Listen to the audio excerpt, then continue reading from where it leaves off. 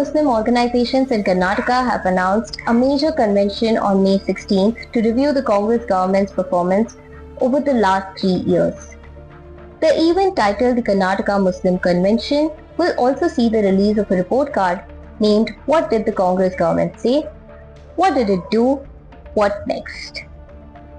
Organizers said no politician would be invited to the convention.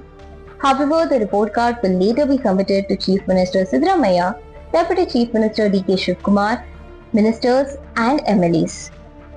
The decision was taken during a meeting held on May 6th by representatives of Muslim organizations, ulema groups, federations and the Karnataka Rajya Muslim Okkatta Ad Hoc Committee. According to the release, more than 75 delegates attended the meeting.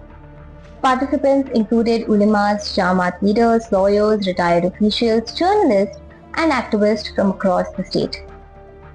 The report examines 10 key promises made by the Congress government to Muslims and evaluates how many were fulfilled.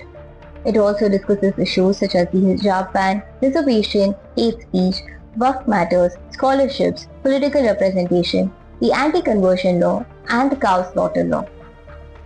Organizers said there was serious dissatisfaction within the community regarding the government's treatment of Muslims and the level of representation provided under the Congress administration. Some participants stated that if the present approach continued, the community should keep its political options open in the future. The organizations have now called for participation from all districts in the May 16th convention, which they say will send a clear message to the government and the Congress party.